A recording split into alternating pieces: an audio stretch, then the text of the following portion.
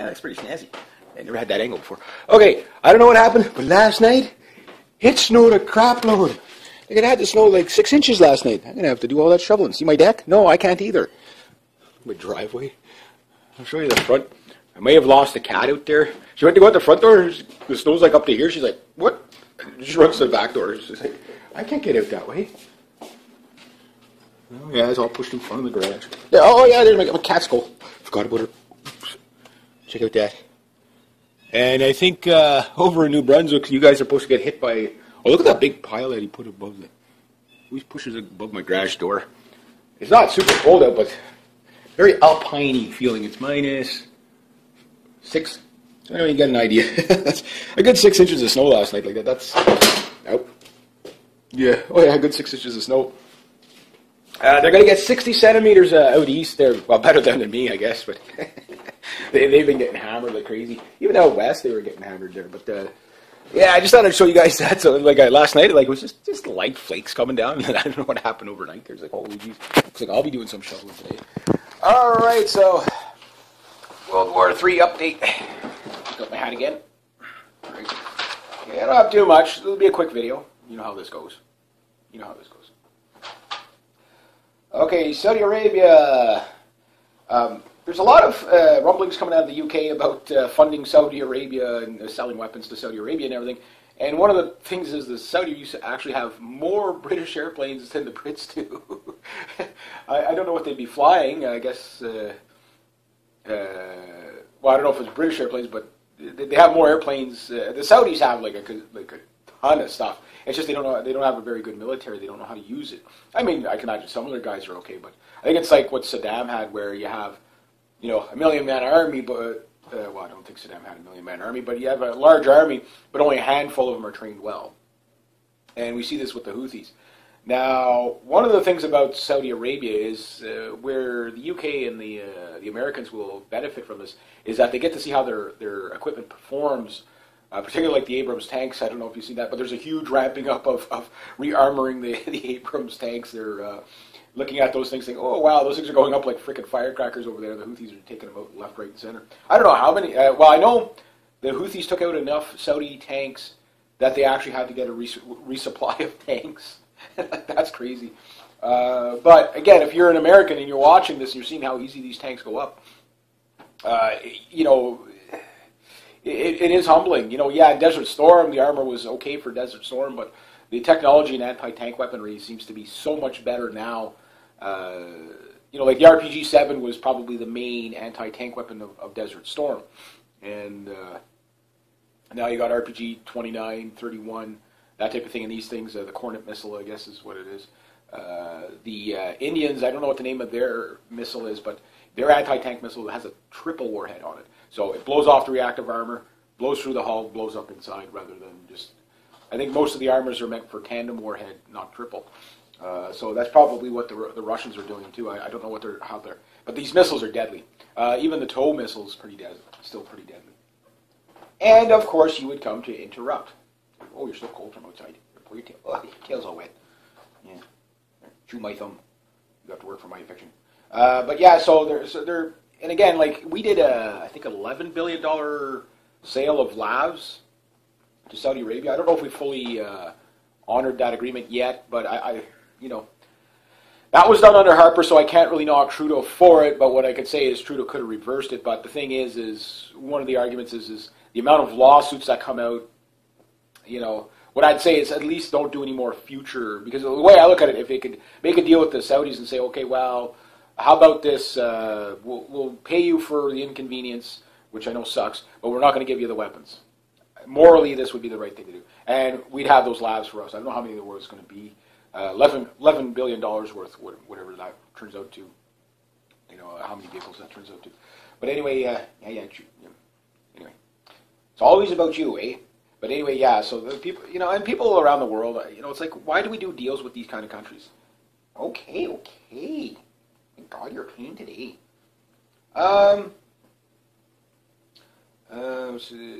Yeah, Iran launches, and everybody's into Missile Fest right now. Work for my infection. Yeah, there you go.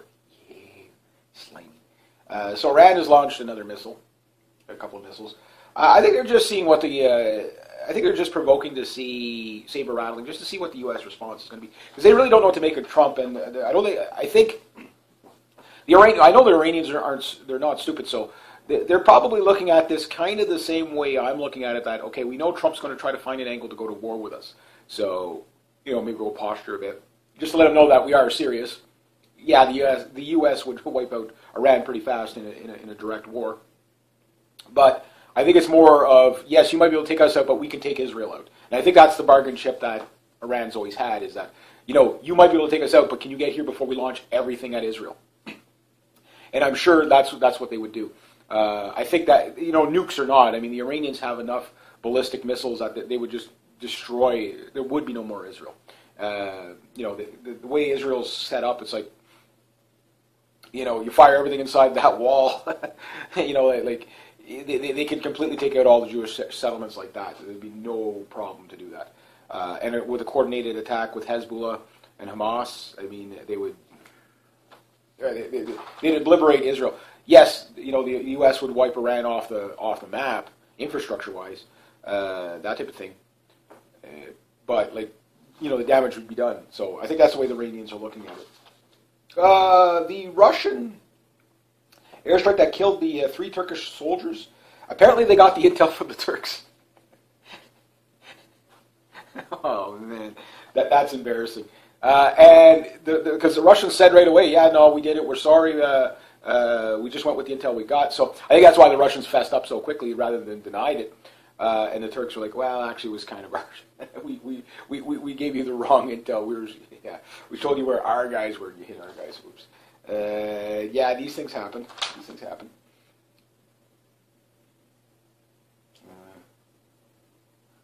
Oh my God! My brother's truck barely fits through the snowbanks. That was a lot of snow last night. I can't believe it. Roads to Raqqa. It looks like, okay, there's a big major highway, desert road, going into Raqqa, and the U.S. is basically keeping that thing open, and the concern here is that the ISIS guys can freely travel, or so-called moderate rebels can freely travel on this road. Now, the cleanup crew thing that's going up, I think a lot of it is the CIA is probably telling Trump, say, maybe this much, say, oh yeah, well, we got guys there, but they're in official capacity, whatever. But all the unofficial capacity guys there, I think they're trying to get them out of, anything that'll track back to them. And I think that's why you're seeing helicopters flying in and picking people up and stuff like that. I think that's what all that's about, basically a cleanup crew. And there's basically still 300 to 500 troops doing this cleanup crew thing, and there's an unknown amount of French troops and Belgian troops, or not Belgian troops, but I think German troops, as well in this kind of cleanup crew. ISIS itself is kind of pretty much, there's still holdouts and stuff like that, but those guys, their days are numbered. Their days are numbered. Putin's out there telling the Air Force and the Army basically prepare for times of war. I don't think the Russians, I see the Russians are kind of playing, as some people are saying that Putin and Trump finally had a talk and they had their come to Jesus moment. I don't know about that, because again, would the Russians just see changing of the guard and, okay, well, we know Trump's the good guy now. No, they've played this game administration after administration after administration after administration. They don't trust anybody. They don't even trust themselves. I mean, the Russians are pretty paranoid, and I mean, rightfully so. I mean, if you look at their history, they've been attacked quite a few times, and it usually doesn't. They use, every time they get attacked, they lose millions and millions of people. So, World War II pretty much wiped out half their population, 26 million. It's unbelievable. Now, mind you, a lot of that was just their tactics of how they, just send 10 guys, you got one rifle and 10 guys. When one guy dies, pick up the rifle and keep going. So there was even reports that some of the Germans actually felt bad because it was like, they're just slaughtering these guys to overrun it. They're just sitting there, just belt after belt of Hitler's buzzsaw. He's like, trying to navigate through the snowbanks there.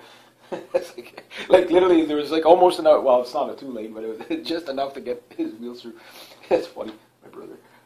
Anyway, so yeah, they're just cannon fodder, just pissing away the men. That's been the communist overrun the position. Quantity is equality. But that's one of the things that the communist regimes have always done, is just piss their men away. The Viet Cong did it. The North Koreans did it. The concept came out of the Blitzkrieg from the Germans. The idea, but the Germans did it a little bit different. But the idea was, if you had like a machine gun nest or something like that, and you had 20 guys, run the nest. By the time you're going to lose a bunch of guys. They know this, and hopefully you're not the guy. But you rush the position, and by the time the guy's ready to reload, you're right on top of them, and then you take out everybody there. And that tactic actually works. Actually, that even goes back further if you really want to think about it. It goes back to the colonial wars. One of the reasons why the British Army was so good at the bayonet charge, which the bayonet charge, I'm not going to start that debate on the bayonet charge, whether it was useful. No, most men got killed during a bayonet charge. The bayonet charge was probably one of the worst tactics in history. But however, the psychological debilitating of the bayonet charge worked heavily for the British during colonial times. But what they would do, because most battles, you met on the battlefield at 7 o'clock in the morning, you got 700 guys here, 700 guys here, whatever, and you might get 3 shots before the whole battle's over, considering it takes about 2 minutes to reload the average musket, factoring in, like the French, they came up with Napoleonic tapping, really cool. If you research that, Napoleonic tapping, where rather than using the ramrod and everything, what they did is spit, pour down the powder, spit on the ball, like that, smack the butt of the musket against the ground till it seated the ball, put the powder in the frizzen, powder frizzen, powder, ball, smack, smack, smack, and they could fire off about 6 rounds in 2 minutes. That was like machine gun fire in colonial times with a musket, right? But the British, what they would do is they would wait. So all the guys would be shot. They'd shoot the first round, they'd shoot the second round, and on the third round they would just open fire and and then do the bayonet charge while the other guys were reloading, and they would just massacre the other guys. So it was more of a timing thing, and that tactic seemed to work very well. I don't know how I got onto that, but you get the idea. Yeah. This was a P-3 Orion out in the South China Sea. A Chinese fighter, I don't know what kind, it was a J-10 or an Su-27 or whatever, flew within 1,000 feet in front of the P-3 Orion, which doesn't sound like a big deal, but considering the P-3 Orion might be cruising around at 250, 300, 400 knots, I mean, those things, they're an airliner, basically, in a lot of ways, with a straight wing. We call them the CP-140 up here in Canada. But the P-3 Orion is basically a turboprop, anti-submarine, anti-naval warfare aircraft. Also doubles back as electronic warfare. But they also got the P-8 Poseidon as the mainly is the more technical version of the P-3 Orion. It's in its role. But anyway, 1,000 feet at something that's moving along at 400 knots, or even 200 knots. I mean, crossing right in front of you. Considering that the fighter's probably going to be moving at 500 knots, 400 to 500 knots. Yeah, that could get very close very fast. So I guess it came in and then did one of the big J pattern right in front of the aircraft. So, but again, this is in the South China Sea. So the question is whose aircraft belongs in that sky, right? Like if the Russians had their AN-12s, which is it's a bizarre-looking airplane. It's got 2 engines, jet engines on the top. It's a straight wing, and it's basically electronic warfare, anti-submarine hunting aircraft. They had those things off the coast of California or the coast of Alaska. Yeah, you're telling me there's not going to be F-15 scrambled to go? Of course, you're in their area. And of course, Trump is putting out a lot of rhetoric of what he's going to do to China, but he hasn't really done anything yet. But we'll see, right?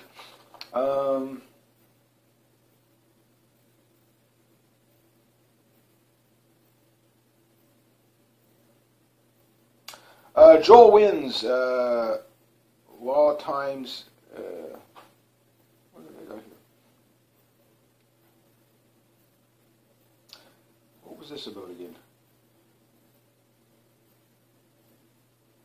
Anyway, Joel wins. Law Times.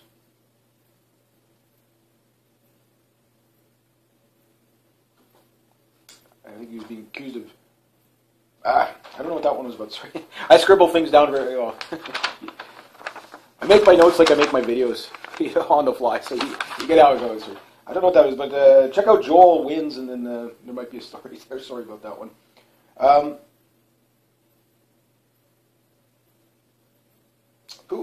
Trump-Putin talks about arms, and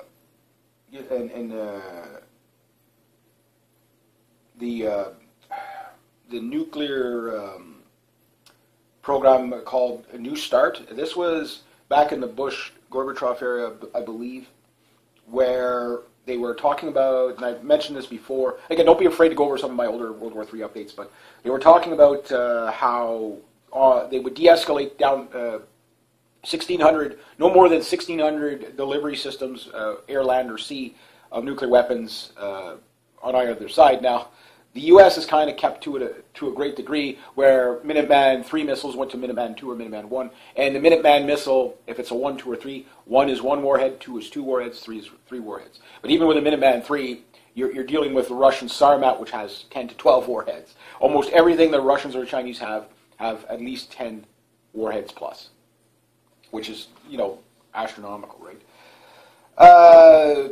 So Trump basically has gotten rid of that agreement, which means effectively there's like zero rules now, like just make what you want to make, so that's not good. But maybe he's going to replace it with something else. I don't know, Trump is doing some things that, at first glance doesn't look too good, like, for example, getting rid of Dodd-Frank. Is he really, that's making him look like he's really in with the Goldman Sachs bankers, considering he's completely surrounded by Goldman Sachs bankers. But just about all the politicians in the States are surrounded by Goldman Sachs bankers because they're so parasitic. They're, the Goldman Sachs crowd doesn't let you stray too far. The government, they follow all the government employees around, whether it's Hillary Clinton, Ted Cruz, his wife is like a Goldman Sachs person. Donald Trump, his son-in-law is a Goldman Sachs guy. You know what I mean? Like they're attached to everything, right? And that's going to take a long time to get rid of that.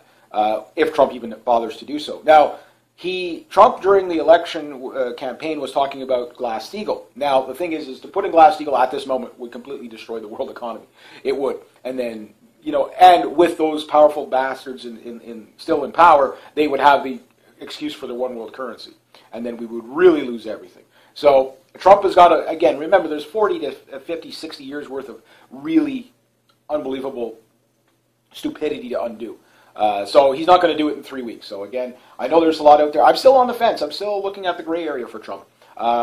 Some people are completely against him. Some people are, for example, Alex Jones. Everything Trump does is a saint, right? Gary Franchi from Next News. Everything Trump does is good. I do listen to those guys. Man, it's trying here. I do listen to those guys. Just to see what they're talking about. But I also listen to, say, like Luke from We Are Change, which Luke tends to be more on the... He's not anti-Trump, but he's overly suspicious. And he brings out the other side of the story. Okay, yeah, well, he did this is good, but look at what he's doing over here. So that's how you get your balance. That's how you get your balance. And then if you listen to some other channels, no, Trump is just bad no matter what he does. It's a fail. That type of thing. But so far, again, I think they're going to get this little... The problem with Trump is he gets too sidetracked on the stupid shit, like defending this person or knock that out. Just keep with the plan.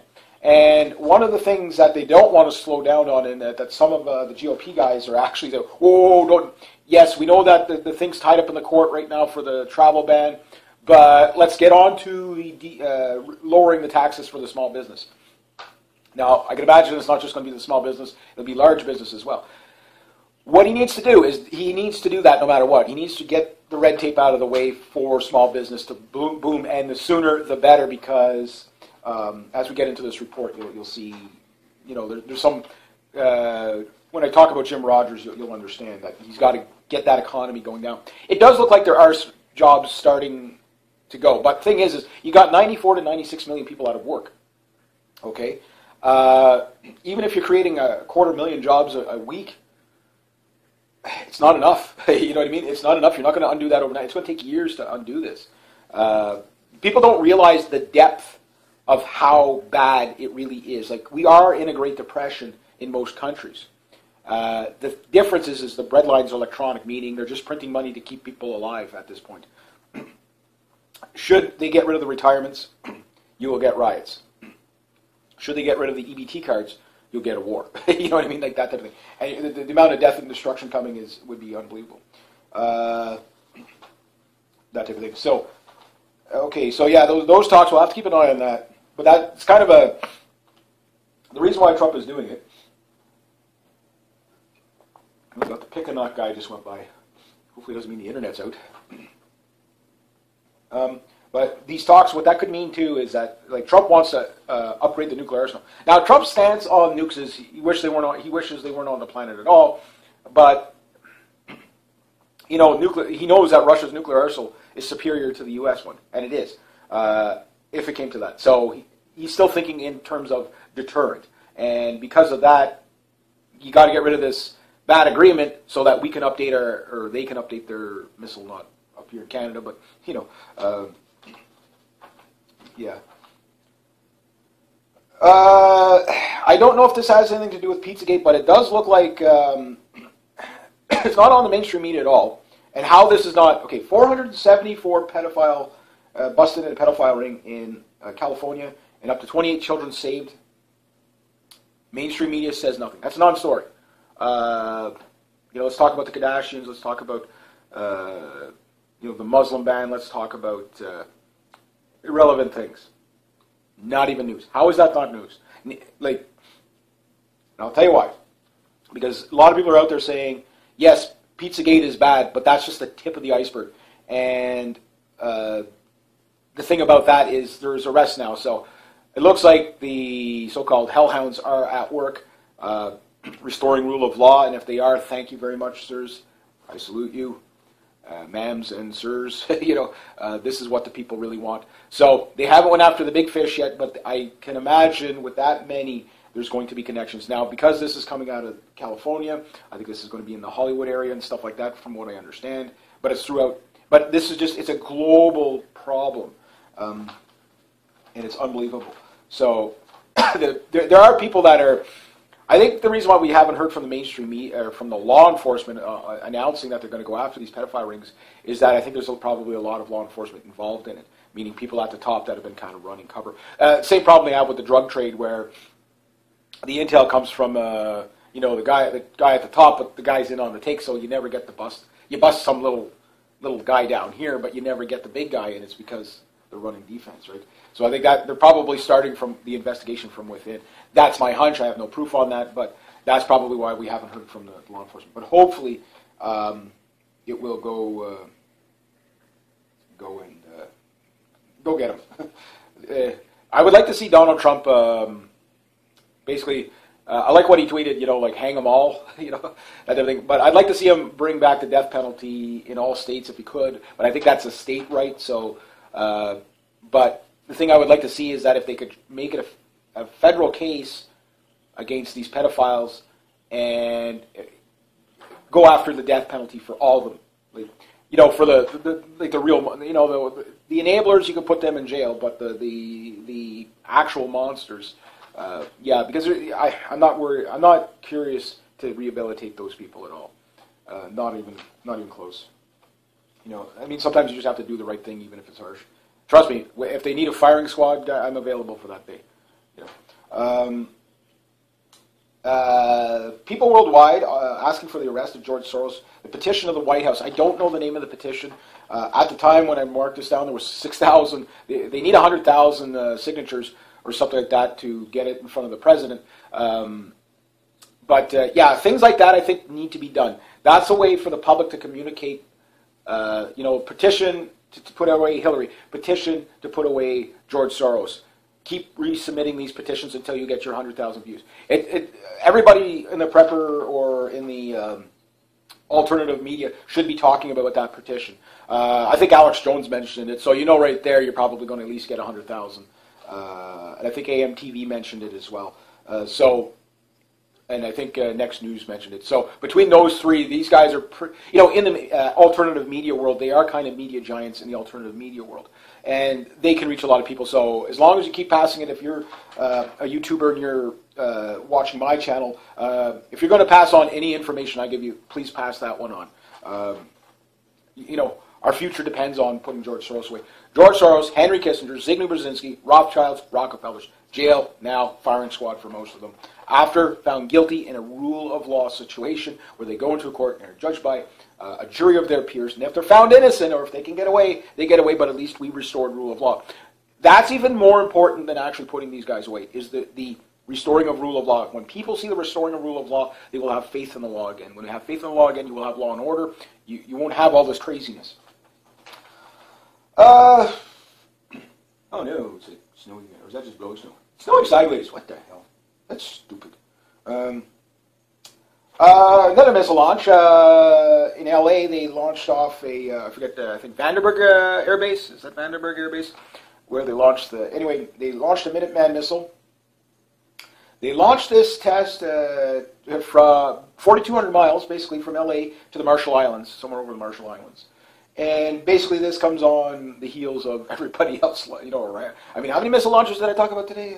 We got more coming.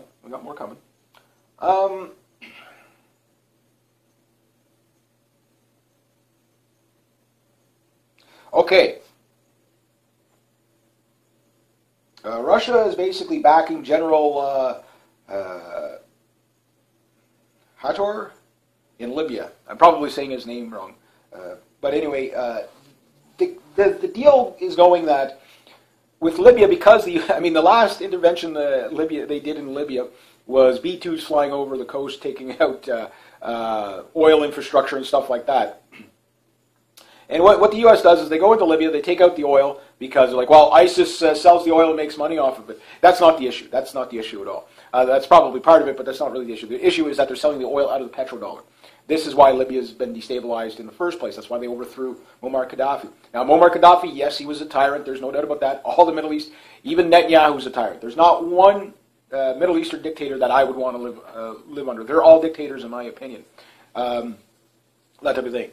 But they have to be, because it's if they don't run the Middle East with an iron fist, you see what happens. And this is what Gaddafi said. You take me out, the Middle East will burn, and you'll have, basically jihadis flooding into Europe. Was he wrong? Of course not. Maybe not exact words, paraphrasing, but you get the idea. But what he was going to do was to stabilize the Middle East a little bit more, was have a gold-backed dinar, which would, basically effectively ditch the petrodollar. And we've seen it with Saddam. We've seen it, pretty much. This is also with Assad. We see it with Iran. Now, Iran's saying they're going to ditch the petrodollar, but it's not like they really use it heavily anyway. But the thing is that it's like they come out and they're like, okay, well, we're going to ditch the U.S. dollar. 4 days after Saddam said that, I think Operation Desert Shield or Desert Fox or whatever took place, or Desert Storm. Desert Storm, I think, was a little bit different, but it was the war after Desert Storm. And then Operation Iraqi Liberation, anagram oil. Like George Bush was such a simpleton, like he really was. Oh my God, it's like no one's going to pick that one up, eh? And I remember listening to a general during Desert Storm saying, we can't allow Saddam control the world's supply of oil or whatever. But it's their country, you know what I mean? Now, mind you, the Kuwaitis or whatever versus the Iraqis, whatever, that's how they played it. But they didn't save the Kuwaitis. I mean. There was one story. The story is quite tragic. There was a whole bunch when Saddam's tanks, the people that they got to rise up, the U.S. got to rise up in the Kuwait. Well, Saddam, he hammered those people pretty bad. They had a battalion of T-55 tanks rolling down the street towards this mosque, and there was a couple of hundred people in this mosque, and these people were basically the people that turned on Saddam to help the U.S. during a Desert Storm. And basically, what ended up happening, as the tanks were rolling towards the mosque, they're like, no, the Americans are going to save us, and then they got killed. Basically, tanks rolled up to the steps and just blasted everybody and killed everybody in the mosque. And we're talking hundreds of people. And that's when the Kuwaitis figured out, oh, wow, they really did do this for the oil. They didn't do this to come and save us for the women and children and democracy, that type of thing. And then, the rest is history about how that, the countries are still destroyed to today. And now you've got the backing of ISIS and stuff like that. So That's the kind of U.S. foreign policy that people are waking up to, and a lot of Americans are waking up to, and they don't want any part of that. Now, so far, I can't really say Trump is the new boss, same as the old boss, in a sense, but he hasn't reversed anything. He hasn't pulled people out of Iraq. He hasn't said, okay, well, you know what, let them sort it out for themselves. I don't know what his real plan is going to be for Iraq to stabilize Iraq. We know that they've got that 30-day plan, so probably by the end of next month, they're going to have a plan to take out ISIS. That's the way he was rolling, so that's why we haven't seen any action on that. And I think that's why he's kind of been quiet on it. And also, too, one thing, during the campaign, Trump was saying, why is it that every time we come up with a plan, they come out and tell everybody before why not just do the plan and then tell people after what we did? He goes, all the generals are telling me, why do we keep warning the ISIS guys before we're going to strike them? Like that type of thing. From a tactician point of view, he makes a good point there. Yeah, we're going to come and we're going to bomb you next Wednesday. You better be there. Like that. They were dropping flyers to the ISIS people. You can't even make that shit up. But you get the idea. They fired the Minuteman missile. And in response, and getting back to Libya, they're asking the Russians for help. They're like, we like what you did in Syria. You didn't come in to kind of do regime change for us or for Assad or whatever. You're not there to change the geopolitical, which I don't know about that. I think, yeah, the Russians, they're not doing this out of the pure of their heart. You know what I mean? They're doing this for oil pipelines and contracts. They're doing this for, hegemony, to overthrow the petrodollar in the Middle East. Trust me, this is a benefit. Plus, it's the best live firing training exercise. The Syrian war is the best live fire training exercise for the Russians. It's just like the Spanish War between the Germans, just before World War II. Same thing. We're going to get a little bit of practice before World War III. You know what I mean? That type of thing. So, in that sense, yeah, the Russians, again, their motives the optics may look good, but the motives are, they're, I guess, just as sinister at the long run. I mean, they could each end the war very quickly, much quicker than that. But the thing is the Russians really are hitting the ISIS guys. Now, the thing is when you get U.S. delegates that are out there saying, no, the Russians aren't they're doing bombing, they're hitting some ISIS guys, but 80% of the guys they're hitting are our guys. And this, what I think is going on, and this is the kicker here, is that I think some of these senators and whatever, yeah, the CIA say, no, those are all our guys. Those are all our guys. But what the CIA guys are not telling them is they're not moderate rebels. Those are the ISIS. That's our proxy army to overthrow Assad for the Greater Israel Project. So they can't quite come out and tell them that. So they're giving them like half-truths and lies. So I think there's a lot of CIA agents that need to be dealt with as well. If you are a terrorist, you're a terrorist. No, it's not for the U.S. interest or whatever, or Israeli interest. No, this is just death and destruction for the sake of death and destruction. It's genocide is what it is. And the thing is that the Libyans, they need weapons. They need to be able to fight the actual ISIS guys. Now, the general here, they're going against the U.S. Puppet regime that was put in. Kind of like what you saw in Egypt, but when they overthrew Morsi there, when 80 million freaking Egyptians took to the streets and said, "No, you're fired," that was pretty clever. I got to hand it to them. The Egyptians, they still got one up on the Western world on that. Maybe I don't agree with them ideology-wise on a lot of things, but in that sense, their people sent a very strong message. Even the military was like, we're not going to fuck with this. No, we're with the people. We're with the people, and that's what needs to happen globally, particularly with these bankers. Now, let's have a debt amnesty globally. Iceland solution, put the bankers in jail. The really top dogs, death penalty after their day in court for crimes against humanity. Because almost all their policies, they did willingly notice. After 2008, there's no excuses that they doubled down knowing exactly what the disastrous effects were going to be, which has led to death of millions of people around the world because of their bad policies. I think the death penalty is in order for that. So if you're law enforcement, again, start with George Soros, Henry Kissinger, Zbigniew Brzezinski, Rothschilds, Evelyn, Jacob, Nathaniel, work your way down the list. Rockefellers, David Rockefeller, if the bastard isn't dead yet. Jay Rockefeller, check into him. Just work your way down the list. And the other prominent 13 families, all these prominent bankers. But anyway, so the Russians will be giving Libyans tanks, probably aircraft tanks. I can imagine some attack helicopters, I would imagine, too. I mean, the Russians got lots of stuff that they can get rid of. They're bringing in new stuff, so they can get rid of the old MiL-24s if they want, the Hinds. That'd be probably best for the Libyans anyway, because you don't really need really high altitude jets there. ISIS doesn't have that. A close support aircraft like the Hind would probably be a good set a couple hundred of those, and then they could defend their system. A couple of MiG-20, a few hundred MiG-23s that they got kicking around, a few hundred MiG-21s, just upgrade the radar and stuff like that. The Libyans, they're like the Syrians. They don't have a lot of money and parts and stuff like that, so they need something that's simple. MiG-21 fits the bill. If coalition F-16s come in, those MiG-21s are toast. But the thing is that they at least have a fighting chance to defend their own, keep their MiGs on the ground, and also if they're getting taken out in the airstrikes or whatever, at least they don't lose a lot. And the Russians aren't, they can give these things away, whatever. Heck, they could even use MiG-15s and MiG-17s. There's still 6,000 to 9,000 of those things kicking around, and you probably get about 500 of them flying again. Arm them with rockets. They don't need high-tech weaponry. Bombs and rockets are fine for that area. They might lose a few Stinger or Eagle missiles, but at that case, Frogfoots would probably be the ideal aircraft as well for the Libyans.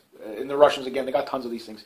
And if they want more higher tech, they could get the remainder of, I think there was something like 6,500 Su-24s made, and the Russians, I think, only keep about 1,500 of them up and running. I don't know how many they have on the front line, but they have that in reserve anyway. So they'll probably get rid of the rest or whatever.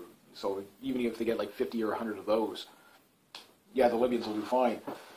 That type of thing. So we'll have to see how they're going to arm them and when they're going to arm them, but that's the talks between Russia and Libya. Okay, so 136,000 sorties and over 117,700 airstrikes, costing $11 billion on ISIS. That's what the U.S. is up to for now. This one, again, I always give Rice a plug. Put food away. Right now, I think we're going to be starting to go into longer winters. The things coming out now, all the truth bombs, and Cliff High and both Bill Holter were talking about the year 2017 is the year of the truth bombs, because there's going to be a lot of people that are in the system. They know enough to know that they should know better, and they don't want to be caught, in the lawsuits and stuff like that. So they're blowing the whistle. And in the past 2 weeks, you've had two prominent UN officials come out against the global warming thing. One lady saying that the global warming thing wasn't really about man-made global warming; it was about getting rid of capitalism and that type of thing, and depopulation. And another guy came out, who works for NOAA, which is the Rothschild-owned, said, the data was manipulated. The U.S. was asking for the data for the climate model that goes for the climate change model or whatever, a global warming model. I said, we don't have that data. That data is fake. It's it's manipulated. And because you got to imagine all these people, and you got GOP candidates out there talking about the carbon tax. We need a carbon tax. No, people don't understand what it is. And unfortunately, there's still people. I mean, these are the people that were pushing this for years are now telling you it was a lie. You got 22,000 scientists. When you hear that number of 97% of scientists agree with global warming or whatever, or global climate change or whatever, but that is when you look at that's like 748 scientists out of the 800 or something, or 790, whatever 97% is. And then there's 22,000 globally that say no. You could look at the climate change model and then look at what's actually happening. Two complete different things. But NOAA is skewing the data so that it matches with their predictions. That type of thing. So again, very fraudulent, but it's owned by the Rothschilds. What do you expect? But people are, they're when does the pitchfork revolution start? I don't know, but But that said, only 30% of wheat is being grown in the United States. Right now, it's the lowest in 100 years, pretty much. Farm debt is at an all-time high, so that's another inflationary bubble there, and this could lead to a food crisis, a massive food crisis. So you got student loan debt, you've got housing debt, and then you've got farm loan debt. Now the problem with the farmers is, yeah, you do have to regulate farmers and stuff like that so we don't get E. coli breakouts and stuff like that. I get that. But they're so overly regulated that it's beyond, that they can't compete. And not only that, the mid-sized farmer can't compete. The extremely large guys like Monsanto, no problem because they get government bailouts or handouts, however you want to look at it. But it's either the really small farmer that does well. And I trust me, I know farmers. I wouldn't say this is a heavy farming community, but there's farmers around here and stuff like that. And I know farmers. And the guy who's really, really big, no problem because he gets all the government subsidies. The guy who's in really small, well, the overhead cost is low enough that they can get ahead. Like you see these farmers markets where a truck pulls up for the day and they sell corn and tomatoes, whatever, out of the back of their truck on the side of the highway. They make money. The guy in between with the mid-sized farm doesn't make money, and that's on purpose too, because they're at the regulations of the bigger farmer, but they don't have the revenue. The idea is simple. Again, this is something I've talked about a ton of times. How the banks work with the government to regulate, maybe not directly, but the government regulates a lot of the farmers. The farmers end up going a bust. They sell the land off for pennies on the dollar, and then of course the banks finance the housing industry. So that's what happened to the Greenbelt in Ontario. We took the most lush farmland and we turned it into housing. Really stupid. Really, really stupid. I mean, there's still farms in the Greenbelt, but it's disappearing because they're building suburbia where you should be growing your food. It's just ridiculousness. And of course, that means the other 70% is basically ethanol crops that they're growing for fuel. So we're not growing food. We're growing corn for ethanol and stuff like that. Those kind of cash crops, and that's a big problem. There's not enough diversity in our farming right now. People either soy, cash crops like that, hay, wheat, barley, corn, cow corn, that type of thing. Stuff to make, that's very limited, very, very limited. And the thing is about these gigantic farms, I think micro-farming is going to be the wave of the future in permaculture because if the growing seasons are going to get shorter, we're going to have to find ways to growing stuff indoors. And that means micro-farming is going to probably take on a boom depending on the regulations. Now, it probably won't happen here in Canada because in Canada you can't even grow tomatoes on your lawn, you know what I mean? It's over-regulated. I think food is a natural right. Yes, to sell food, I understand there should be regulation, for sure, safety, whatever. You don't want to be passing on diseases, whatever. But there's too much regulation. There's a lot of regulations they can get rid of just to lower the cost. And if you can lower the cost, but there are farmers out there that are bad business practice. They got a $120,000 tractor to cut a $4,000 crop. So it's like, okay, well, it's going to take you years to pay off that tractor. So, and I know the argument is, yeah, but if I don't have that tractor, I can't cut that crop in this amount of time, or hay, or whatever, combine, or whatever. And I get that, but that's where you're going to have to balance it, right? That's where you're going to have to work out, okay, maybe buy a used one or something like that. Don't go buy the brand new one unless the money's there, that type of thing. Or you have two small, cheaper tractors and you pay an extra guy, whatever, it'll still be cheaper than trying to make the payments on that, the house, the 4 pickup trucks, the horse trailer, the cattle trailer, the granary silos. We're talking millions of dollars to set up a small farm. Like it's just ridiculous. It shouldn't be that expensive, and it wasn't that expensive until the government got involved, right? So, but anyway, yeah. So people are going to have to get innovative, or they're not going to make it in the farming industry. And farming right now, I think we got less than 3% farming in Canada. At the turn of the last century, at the year 1900. Pretty much everybody was living on farms. The majority of people live in the rural areas. Now it's the reverse. It's everybody's living in the cities, depending on less and less people who farm. And less generations are getting into farmers. I think after the baby boomers are gone, there's going to be so few people in the farming. It could be scary. But I think that will also, people just out of survival mode will probably basically permaculture. You see it all over the internet where people are trying to grow tomatoes in their apartments. So I'm a huge fan of rooftop gardens. Anything, it's same here, like raised bed gardens, rooftop gardens. Problem we have here is that our shade tree covers the garden, so we don't get good sunlight. But I want to put maybe like a little, garden thing out in front. I'll do it this year. And you'd be surprised what you get out of a 4x8 raised bed garden. It's amazing how much you can get out of just that. And there's a whole bunch of other things, if you have a couple of those. My aunt and uncles, their gardens may be 50 by 50. And they unbelievable. It's all raised bed gardens they have. Unbelievable what they can grow there. But mind you, they got the best sun there too.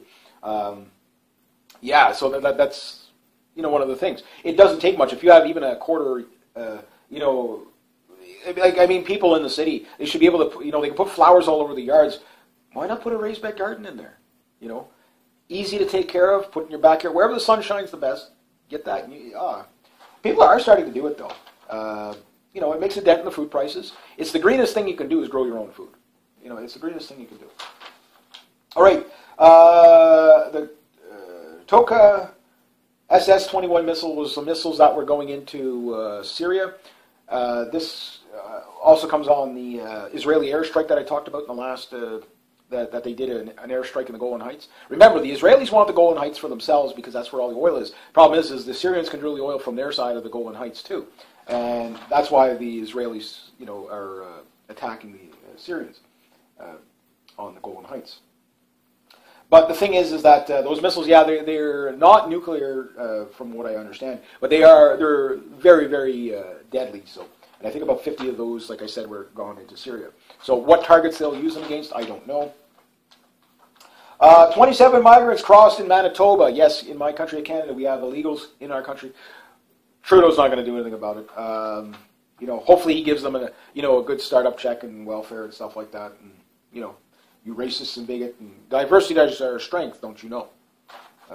So that's It's not as bad as Europe. I mean, most Europeans probably would watch that. If it was only 27 that came in. 27 is manageable, but it's the principle of the thing, You either have a border or you don't.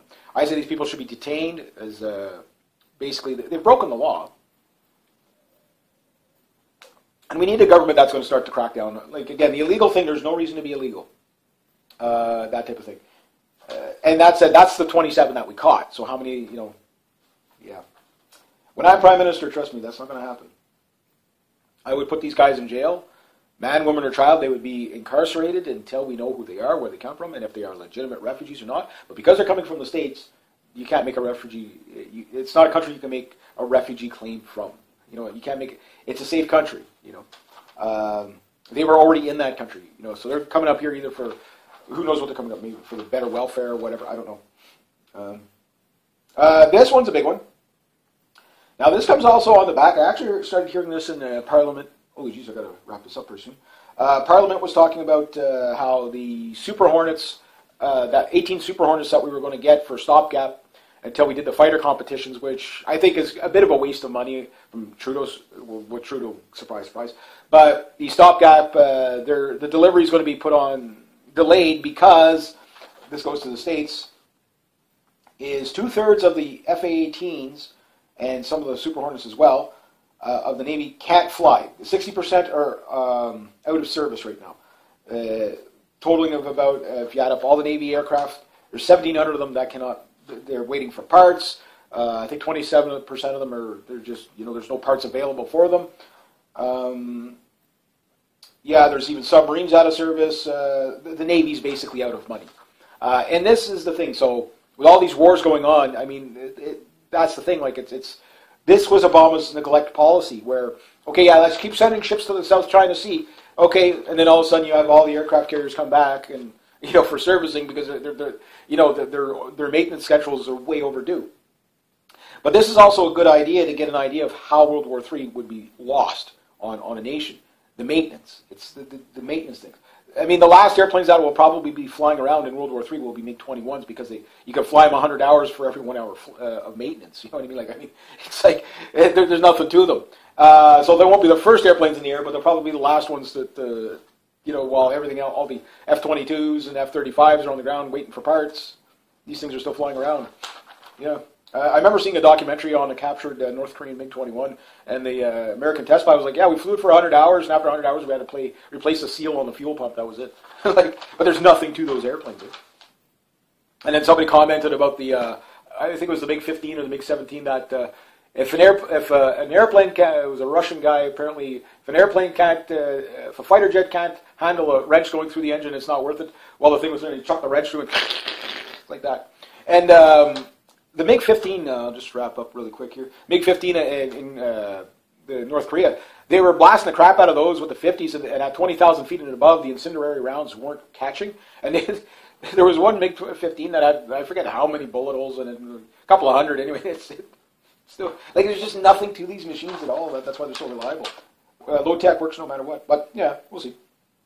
Jim Rogers, this is the big news, says that we are got to get ready for the biggest economic collapse in history. Many will disappear, meaning a lot of people are going to die. We do it for time. Also, WikiLeaks is talking about the FBI Vault 7. I don't know what this is. They're getting ready to leak it. It looks like they're holding it kind of as a bargaining chip for something. This is the buzz. Nobody knows what Vault 7 is, but whatever Vault 7 is, it's going to be a doozy anyway. And last but not least, North Korea fired another ICBM, from my understanding. I didn't catch the whole story if it was a sub-launch or if it was a mainland launch or what it was. And I think that's why the U.S. fired off all its missiles as a show deterrent, particularly towards the Marshall Islands, just to show that, yes, North Korea, we can reach you, you know, that type of thing. So anyway, that's kind of what's going on. I'll leave it at that. North Korea, I think, is just doing what it does, so it is what it is. But anyway, yeah, so I guess I'll leave it at that for now. So if you like this kind of content, please consider making a donation to the channel. Links down below. Thank you so much to everybody who has. Next time, rate, subscribe, share, comment, like. Be true to yourselves, be true to others, always do the right thing, and have yourselves a great day. G'day, hi, and welcome. What can I do? Check out my hat. Yeah, that's pretty snazzy. I never had that angle before. Okay, I don't know what happened, but last night, it snowed a crap load. Like, it had to snow like 6 inches last night. I'm going to have to do all that shoveling. See my deck? No, I can't either. My driveway. I'll show you the front. I may have lost a cat out there. She went to go out the front door. The snow's like up to here. She's like, what? She runs to the back door. She's like, I can't get out that way. Oh, yeah, it's all pushed in front of the garage. Yeah, oh, yeah, there's my cat's skull. Forgot about her. Oops. Check out that. And I think over in New Brunswick, you guys are supposed to get hit by... Oh, look at that big pile that he put above it. He pushes it above my garage door. It's not super cold out, but very alpine-y feeling. It's -6. So anyway, you get an idea. That's a good 6 inches of snow last night like that. That's out. Yeah. Oh yeah, a good 6 inches of snow. They're going to get 60 centimeters out east. They're better than me, I guess. But they've been getting hammered like crazy. Even out west, they were getting hammered there. But yeah, I just thought I'd show you guys that. So like last night, like it was just light flakes coming down, and I don't know what happened overnight. There's like, holy geez. It's like I'll be doing some shoveling today. All right, so World War III update. Got my hat again. All right. Yeah, I don't have too much. It'll be a quick video. You know how this goes. You know how this goes. Okay, Saudi Arabia. There's a lot of rumblings coming out of the UK about funding Saudi Arabia and selling weapons to Saudi Arabia and everything. And one of the things is the Saudis actually have more British airplanes than the Brits do. I don't know what they'd be flying. I guess, well, I don't know if it's British airplanes, but they have more airplanes. The Saudis have like a ton of stuff. It's just they don't have a very good military. They don't know how to use it. I mean, I can imagine some of their guys are okay, but I think it's like what Saddam had, where you have, you know, a 1,000,000-man army, but well, I don't think Saddam had a 1,000,000-man army, but you have a large army, but only a handful of them are trained well. And we see this with the Houthis. Now, one of the things about Saudi Arabia is where the UK and the Americans will benefit from this is that they get to see how their equipment performs, particularly like the Abrams tanks. I don't know if you've seen that, but there's a huge ramping up of re-armoring the Abrams tanks. They're looking at those things saying, oh, wow, those things are going up like frickin' firecrackers over there. The Houthis are taking them out left, right, and center. I don't know how many. Well, I know the Houthis took out enough Saudi tanks that they actually had to get a resupply of tanks. That's crazy. But, again, if you're an American and you're watching this and you're seeing how easy these tanks go up, you know, it is humbling. You know, yeah, in Desert Storm, the armor was okay for Desert Storm, but the technology in anti-tank weaponry seems to be so much better now. You know, like the RPG-7 was probably the main anti-tank weapon of Desert Storm. And now you got RPG-29, 31, that type of thing. And these things, the Cornet missile, I guess is what it is. The Indians, I don't know what the name of their missile is, but their anti-tank missile has a triple warhead on it. So it blows off the reactive armor, blows through the hull, blows up inside rather than just...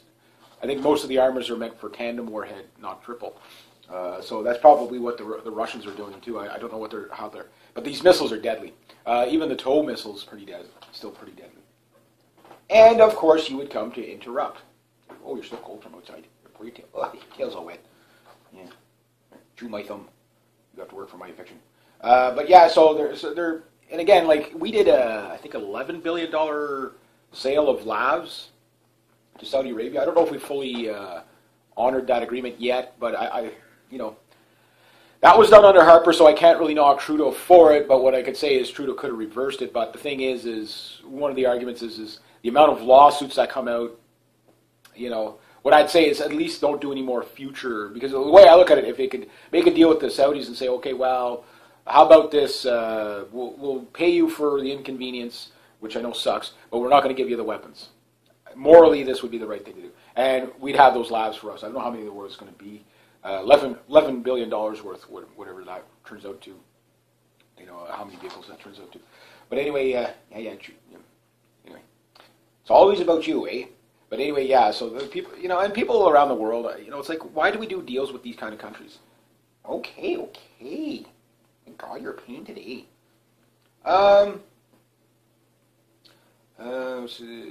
Yeah, Iran launches, and everybody's into Missile Fest right now. Work for my infection. Yeah, there you go. Yeah, slimy. So Iran has launched another missile, a couple of missiles.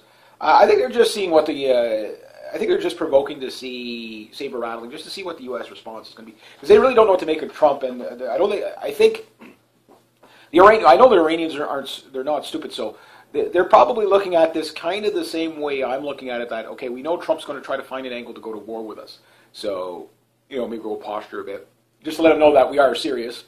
Yeah, the U.S. would wipe out Iran pretty fast in a direct war, but I think it's more of, yes, you might be able to take us out, but we can take Israel out. And I think that's the bargain chip that Iran's always had, is that, you might be able to take us out, but can you get here before we launch everything at Israel?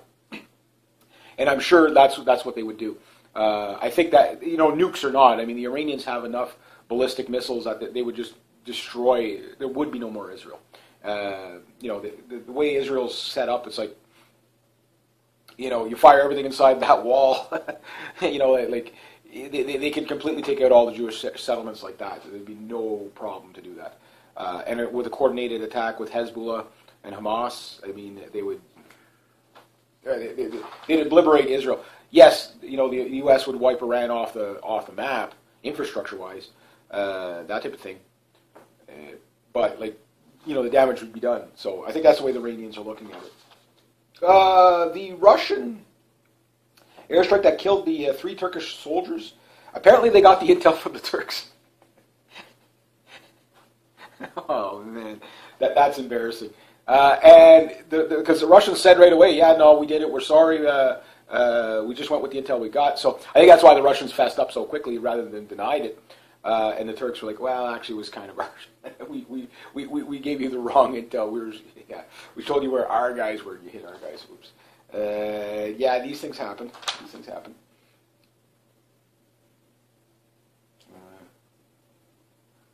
Oh my God, my brother's truck barely fits through the snowbanks. That was a lot of snow last night. I can't believe that. Roads to Raqqa. It looks like, okay, there's a big major highway, desert road, going into Raqqa, and the U.S. is basically keeping that thing open, and the concern here is that the ISIS guys can freely travel, or so-called moderate rebels can freely travel on this road. Now, the cleanup crew thing that's going